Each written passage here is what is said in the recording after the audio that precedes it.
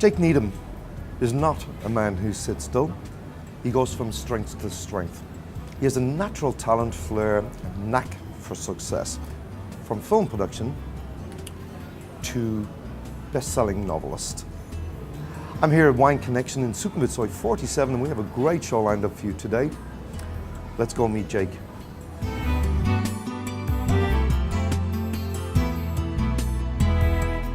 Hi Jake, welcome to Beyond the Lines. Thank you for Thanks being very much, here today. Keith. Appreciate you asking me. Thank you for talking to us. An American in Australia. How did this happen? And none other than Alan Bond, mind you, a legend in his own mind. Mind, yeah. Yeah. He's certainly done some stuff. God, Alan was a clown. It's a strange guy. But I was practicing law in the U.S. and Alan was one of our clients. And I was in Australia one day, and we were sitting out by the harbor in Sydney, and the table was heaped with fresh seafood, and we had bottles of wine sitting around. And suddenly Alan says, "Well, what the hell? Why don't you quit and come down here and join my board?" And I heard myself saying, "Yeah, why the hell not?" And so I did, and that's really how it happened. You just ended up on the board of Alan Bond's Bond Corp. Bond Corp, yeah. We had a lot of different interests in broadcasting, real estate, virtually everything, retailing, the chain of department stores.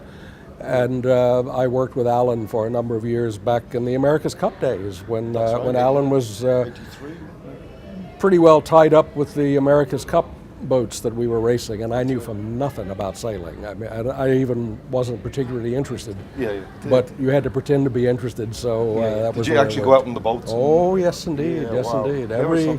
We practiced off Melbourne, and so every weekend Alan would load up the jet, and we'd hail down to Melbourne, and I would sit on sailbags for about 2 days as these damn boats went around in circles. And couldn't even get a drink. Fantastic, really. And that was around about 83. It was, exactly. They had a couple of attempts before that, right, to win the America's Cup, but finally in 83 or something. Yeah, Alan put a lot of money in. It was a very big deal for him, and I could understand why. And there was a lot of pride in Australia.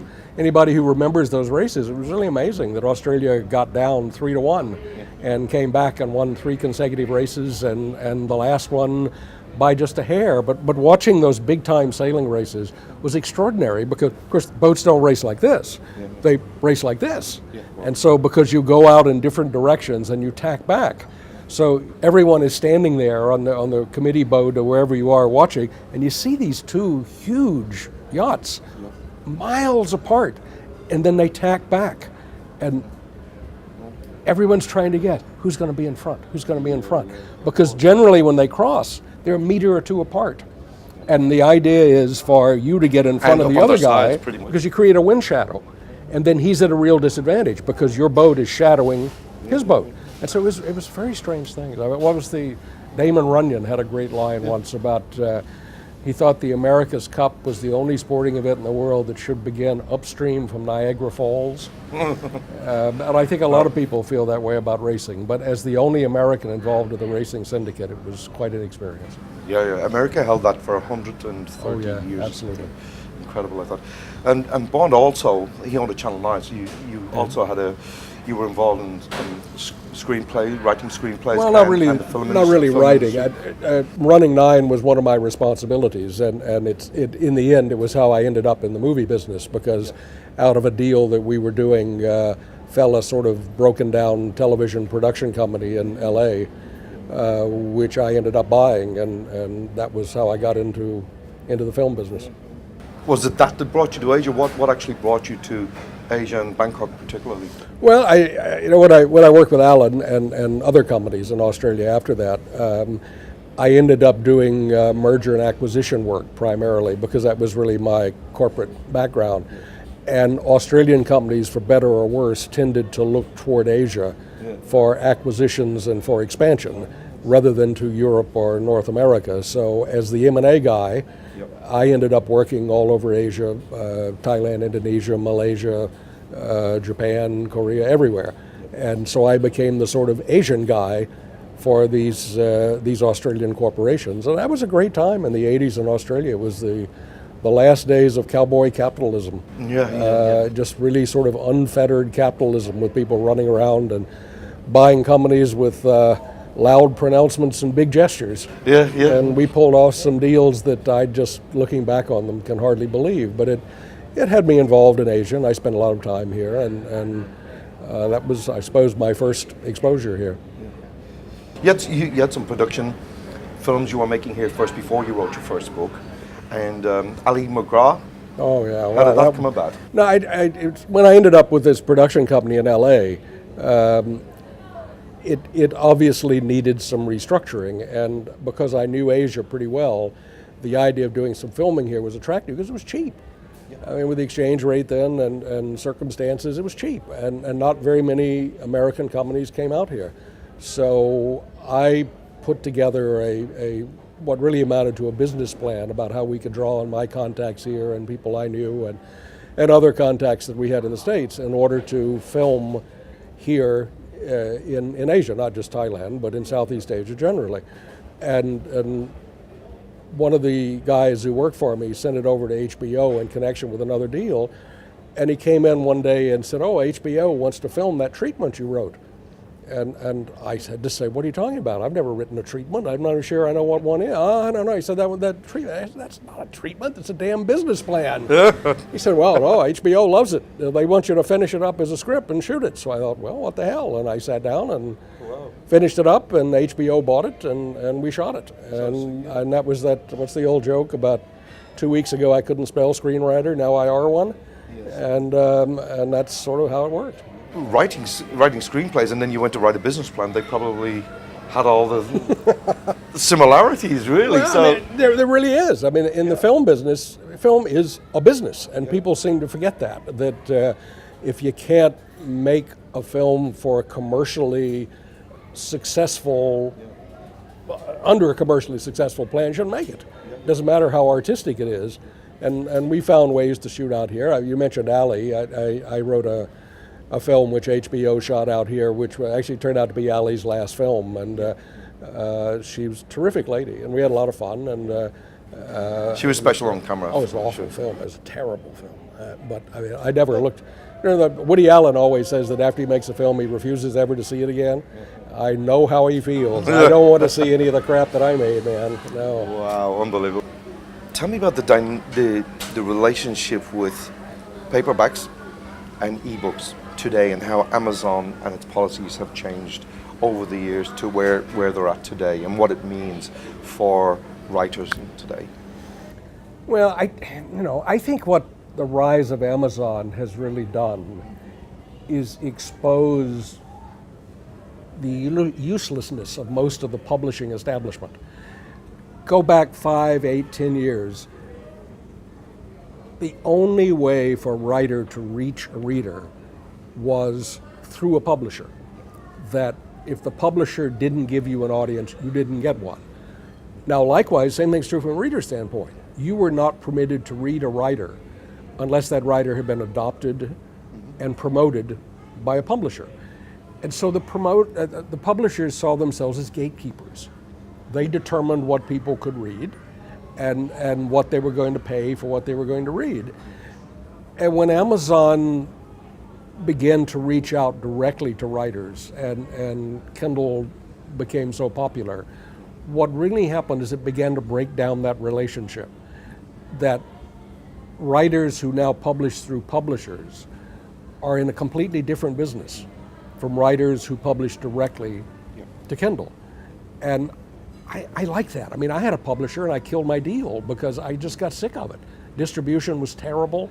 You're at the mercy of the publisher. Well, you are. For your livelihood, for your success, for your promotion, for your brand, and so to speak. Publishers are notorious, as are film companies, for swindling their creative music people. industry. We could keep. Okay, there you go. I mean, you know what I mean exactly. Yeah. And that's one of the problems. Distribution, and my books weren't being distributed in the U.S. at all. Not a single one of my books was available in the U.S. And I published out here. It was a bit of a lark. When I was writing screenplays, I wrote The Big Mango first, just on whim, and I had no idea if it was any good or if it would sell. And back in those days, Asia Book was still in the publishing business, And so I just gave it to them because I knew a guy over there, and just, whatever you guys want to do, it's okay. If you don't want to do it, don't worry about it. And they published it. They sold about 100,000 copies in a couple of years. Because and it was translated to Thai too, Yeah, and that's kind of interesting. Been as translated to well. a bunch of languages. Mango did very, very well. But it, once that happened, then I thought, okay, well, I guess I had to take this seriously, and I started paying a little more attention to the process of writing. But the whole idea from the beginning was, if you don't have a publisher, you can't reach people. And I wasn't really working hard to reach a lot of people, so I allowed my books to be published here. When Asia Book, and I decided we didn't see things exactly the same way. I went to a Hong Kong publisher, was published there, and I was published by a number of small houses in Asia, but I was only being distributed here. So I got a deal from a UK publisher. And I thought, oh, this is great, man. Now, I'll be distributed in the UK and Europe and all that. Hello, Europe, here we go. We'll get into the US and so forth. And about 3 months later, a Singaporean media group bought the UK publisher, and I was back in Asia again. Fantastic. And so after a while, I just decided, there's enough of this, because distribution was lousy, and you were always wrangling over payments and reports and all the rest of it. So I had the right under my contract to terminate them on relatively short notice. So I terminated all the licenses, took back all the rights, began marketing my own books directly through a Hong Kong company that I'm in association with into the US and in the UK. And now I sell 10 times as many books as I ever sold before. Yeah, and you're selling more, but with ebooks and with Kindle. Kindle has a special... yeah, it does. And that's a very smart... there's a commercial aspect to it. Yeah. You're right, there's a commercial, but I think there's also another aspect to it which is worth mentioning, and that is that the relationship between writers and readers is closer than it has ever been, because the availability of social media and contact through the internet and so forth, your readers feel like they know you, they can reach you. I hear from readers constantly. And not too many years ago, that was impossible. That's right. You just couldn't. And with that kind of breakdown, I think it has really exposed the publishing business in the sense that readers have always cared very much how they spend their time, what they read. Writers, of course, care very much what they write. But the dirty little secret of the book business has always been that in between, most people didn't give a crap. A retailer wants his shelves full. He doesn't even know what's on his shelves most of the time, much less believe that it makes any difference what's on his shelves. Publishers, on the whole, don't much care either, that they just need to turn the sausage machine and crank out a certain number of books. And the people who really mattered, the readers and the writers, were the ones that publishers and retailers cared least about, because they viewed it as a commodity business. They were only interested in selling units, basically. If you got tomato soup on the shelf, you're going to sell tomato soup. Yeah. Try going to a supermarket and convince them that your tomato soup is really better. They don't care. Yeah. They just have to have tomato soup on the shelves. And writers have always liked to sort of believe that their publishers love them and care about them. And that's just garbage. Publishers couldn't care less. We're interchangeable. You quit, they'll get somebody to replace you. I quit, they get somebody to replace me. And readers, you gotta respect readers, and publishers don't. They think they can cram anything in the world down a reader's throat. So there's no real personality to it, there's no real attachment to it. Well, there's an old saying in the publishing business that publishers decide in advance what books are going to sell, because you can't sell a book if it doesn't get exposure. And when you go in Barnes & Noble or a bookstore and you have this nice table up front that's got these books, the impression a lot of people have is booksellers display those books because those are the ones they think you should be interested in. But the truth is they display those books because they're paid to. A publisher pays rent on those spots on the table for books to be displayed. So if your publisher pays for you to be displayed hugely, you will be displayed hugely. And books which are pure crap sell enormously because they get enormous exposure. And books which are worthy of being discovered, nobody discovers because there's no exposure. They'll never be They're found. stuck in the back like this, spine out. If somebody wants to buy it, they can go in and find it. But people aren't going to discover it by browsing. And there's less and less bookstores now for people to actually Yep. go out of their way to browse a store and decide, what it is they're going to take home today. And time is precious also. Well, So, I think that's what, if I point that out, to me that's the really important thing about having respect for your readers. When someone buys your book, whether they pay $20 for it or $5 for it, that's not much money. But what they're giving you as a writer that has enormous value is 8 or 10 or 12 hours of their time, however long it takes to read that book. And you got to respect that time, because there are a lot of things that people can do with 10 hours. And I can think nothing really more flattering than somebody who says, man, I enjoyed that book. I love that 10 hours I spent with you, and I'd like to spend another 10 hours with you. I'd like to buy another book. That has great value. And I don't think publishers on the whole value their readers any more than Campbell's tomato soup dispensers value the people who eat the soup, that they see it as a commodity. And I think what Amazon has begun to do is to break that down, because readers who buy you through Amazon don't feel like a commodity. And they feel like that they have a relationship with you, and they can reach out and send you a note and tell you, boy, I like that, or I didn't much like that, or when is there going to be another one, or for God's sakes, don't write any more of these. And that matters to people. Or they can't wait for the next installment, Absolutely which wonderful is great. stuff. I just love it. It's wonderful. But these guys who publish through big publishers, it's a different business. Yeah, and it also closes the gap between the reader and the writer. And speaking of that, you have a blog which is Letters from Asia. So I think that's a fantastic way to be in touch with your readers and your loyal fans and readers. I mean, I had a mailing list of about 2,500 people, something like that, who put their name on the list to receive it. And I always hated the word blog. I mean, what a dumb blog. Who wants to read a blog? Yeah, I never understood.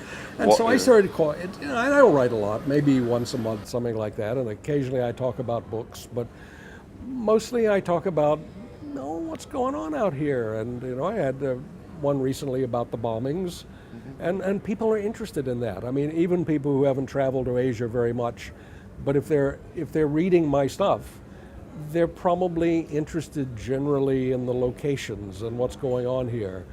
And I try to give them links to important stories, and I use pictures, and it's it's a letter. It's like you're writing a letter home to people saying this is what's going on out here, and I try to do that once a month, once every 6 weeks. Yeah, or so. I think it's a great idea, because it also connects readers to you as a person and what's going on, what's current in where you're living or where you're based, or so it's every time I send one out, I get a couple of hundred answers, and it doesn't actually ask for an answer, but I've always thought, well, that's nice that people feel it's sufficiently personal that they feel like they should respond, not just sort of read it and chuck it away. I think as you spoke about value, I think you're adding value to the experience of reading a Jake Needham book. You're giving them something more that they don't get in the book itself. And I think that this is part of the value system that's emerging now, and the connection between the writer and reader. I think that's true, Keith. And all of the stuff that I do is drawn from reality. It's not just the settings are real, the places are real, but maybe all my books are actually drawn from events. And they spin out, that's what makes them fiction. But they're drawn from real events. And so Letters from Asia really gives me an opportunity to write about the events and the places. And I try to put up pictures of places if you write about a restaurant or a bar. I've seen some great photos, actually. I go back and throw in a photo of it and say this is the actual place. And you're not bound to that in fiction, but you should do a Jake Needham tour of these locations. Some guy did. I mean, there were some fans of Inspector Tay in Singapore that got together and toured Singapore looking for locations that were used in the Tay books. And the thing that astonished me is one of these guys deduced the house where Sam Tay lived, and he got it right. So there is actually a house. There is an actual house. There is an actual house, and I I used it because that helped me to sort of visualize locations and the way Tay would feel at home and so forth.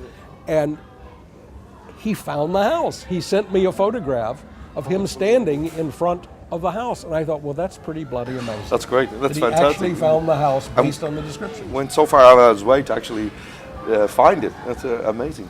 Jake, tell me about your 2 Asian crime fiction series. Well, the Big Mango, which we talked about before, is what writers call a standalone. I think I mentioned I sort of wrote it on a whim to see if I could figure out how to write a novel. And when it did pretty well, you seem to have a knack for these things. But I thought it'd be fun to set a series out here. And I started on what became the Jack Shepherd series, which is up to 4 books now and soon to be 5. Shepherd is an American lawyer who, like me, ended up out here on a whim. And over time, his view of where he is and what he's doing here, he started out teaching at Chula in the Sasson School for a while, teaching international business, but his connections in America and his involvement in finance and money laundering and so forth never really quite left him. So a series of things happened, and that's how you get a series out of it. But Shepherd changes over time, and after the 2nd book in the series, Killing Plato, things happened in which he became slightly notorious locally. And Sasson, of course, wanted no part of that. And so they very quietly let him go, as they would, I think, in real life. Yeah. And Shepherd kind of threw up his hands Things and do moved disappear to Hong Kong and began working from Hong Kong. But Thailand never quite leaves him because he has connections here and he knows people, and so people bring problems to him, and he still solves those problems. But I think over time, the idea of a financial troubleshooter, an expat trying to find his feet, there are not many novels about expats. Americans aren't good at that. We don't think in terms of expatriation. That Americans, I think, have always been keenly suspicious of other Americans who live in other countries.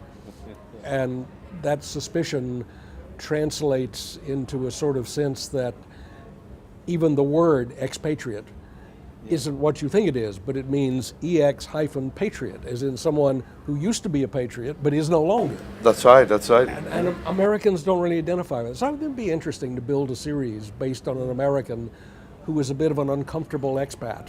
Yeah. And the Shepherd series, as I said, has now grown to 4 books and soon to be 5, and that's one series. The other one is Inspector Samuel Tay of Singapore. I thought it interesting that there's never really been a crime series set in Singapore. And people make jokes about how boring Singapore is. I'm sure it has a very healthy crime scene. But it's an interesting city, and I thought the idea of using a Singaporean CID detective who wasn't real thrilled about being a Singaporean would be kind of interesting. And so the Sam Tay series has now grown to 4 books. And each of these series seems to have its own fans, and most people read both. But everyone seems to have a preference. You either identify with Shepherd or you identify with Sam, and I'm quite happy with both series. Keeping 2 series going though is a hell of a Oh, I can imagine. It's a lot of work. In that, how current are the books? I mean, there's been a lot of changes over the last decade or 2 decades since you started these series, and cities change. I remember somebody, actually it was a legat, an FBI agent, posted out here, who came up to me once and was talking about a guy I had used in one of the books and how well he knew him and how well I had described him. And I finally had to tell the guy, look, I have no idea who you're talking about. I made this up. I don't know who this guy is. Oh. And the FBI guy kind of chuckled and he said, well, you know, that's one thing about writing about Asia. You can't make anything up. Whatever you make up, eventually somebody will either come up to you and say, it happened, or they will say, it's going to happen. So there was no relation. You can't make stuff up. And I found that happening over and over, that I will make up something. And somebody will come up to me and say, how'd you find out about that? We thought that was a secret. I made it up. Yeah, I understand. Yeah. So to that extent, the books all grow out of real life. And I think the people who are most fond of them are people who like that kind of thing. They want it to feel credible. Now, it's not a documentary. You don't have to report on things exactly as they are, and so you make up places as well as use real ones. But the overall tone needs to be real. If you talk about the way a country is, it needs to feel right. And I'm proud of the fact that I think I do that well, and I think a lot of people think I do that well, and that's why they read my book. Yes, you absolutely do. But they do move forward, and things have changed. Places that you might have written about, in the past are no longer there, and that's quite prevalent in Bangkok these days. In the last 5, there's so many changes. I mean, I think personally, I look at the world with a certain amount of wistfulness, and it may be partly a function of age, but it's not yearning for the good old days, but there were things that you kind of miss that don't work that way anymore. And I think both Shepard and Tay, Tay, for example, talks about the Singapore he grew up in having been obliterated, that the faceless bureaucrats trying to wipe out Singapore's past and turn it into some vision of the future. And most places are about either past or future. And what I've always thought was interesting about Asia is most Asians think they're about the future, where I think the truth of it is they're about the past. And you feel the past here in ways that you don't in Minneapolis or Dallas or even Switzerland, say. You feel the past, it's all around you. And you can tear down buildings, and you can mow down shop houses, but you can't change that. It's right there in the air, and I think Shepard appreciates that about Bangkok. I walked through Pat Pong the other night for the first time in years, and was really quite taken aback that the innocence that used to be there is gone. I kept thinking about the old Mississippi Queen and Christopher Walken playing Russian roulette in front of the Mississippi Queen. In the deer hunter. It's a perfectly normal thing to do over everybody 4 o'clock in the morning, I suppose. But it's all gone, and what's left is not really worth it. I mean, you have a sense of time having passed too fast and for too small an effect, and I regret that, and I hope that some of that comes through in the books. There's definitely some charm lost, I think, in those areas of Bangkok that had a lot to offer back then. Well, I think it's not just lost. I think it's been obliterated. I think it's been stomped out, and there is some sense that here, particularly in Thailand, I think the past is shameful, and that you must press forward to the future, and the future always makes you look like Dallas, and that ain't the future, man. And you used to see it better in Macau, better than almost anywhere. There was a sense of the past and the future living side by side.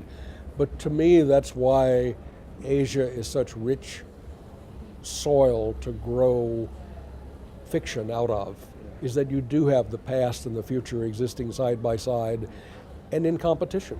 And these things can live on through your books too. I think that's kind of fun. When somebody tells me, especially something like The Big Mango, which was written, more than 20 years ago now, that it reflected a different Thailand, and so I hear from so many people who say, I went back and read that again, and I miss that. It's not like that anymore, and they're right, and it's okay. Everybody moves on. Every place is different. You're 20 years older than you were 20 years ago, and so am I, and we're different people. But you don't hang on to the past out of some sense of blindness, but you can look back on it and be a little wistful for what we've left behind. Would you find it easier basing yourself somewhere else, writing new books, looking in at the city which is the subject of your book, or would you prefer to be in the city writing? There was a line in a movie I wrote for Ali McGraw in which she was sitting on a balcony looking out across Bangkok, and somebody made some comment about how beautiful it looked. And Ali's line was, it's like most cities, the further away you get, the better it looks. And I've always sort of felt that way, that you get far enough away, cities look a lot better. We've lived here, I don't know, for 25, 6, 7 years, something like that, but we've always maintained a home in the States as well. So for us, it's never been a question of are we here or did we leave. We're always sort of half here and half there. Yeah. But over the years, we're more there than here, and we still have our place here. We moved to a smaller place recently just because our son graduated from college and never comes back, and so we needed less space. But we maintain our place here, and we'll probably continue to. But it's not a city which I enjoy being in as much as I used to be perfectly honest. And as a result, we spend more time in the States now and less here. Jake, now that you're spending more time in the States, are you going to continue with your Asia series? Have you got something new planned? You know, Keith, I think about that a lot. That's a good question to ask because I think about it a lot. But I think the truth is that both as a reader and a writer, you only have a limited number of books in your life. You only have so much time. I mean, how many books can you read in a year, and how many books can you write? And sometimes I feel like I've sort of gotten on two treadmills here with these two series. But people are good enough to love them, and they write me about these characters, and they feel these characters are part of their life. And I kind of feel responsible to keep doing it. And so every time I think about writing a book about two kids in North Carolina who buy an elephant, I just decide that's not the thing to do, that I've got two good series going, and I'll probably continue to write them as long as I'm writing. Jake, thank you for being on the show. Great pleasure, man. It's been my pleasure. And thank you all for watching, and I will see you all again soon. Jake Needham, ladies and gentlemen.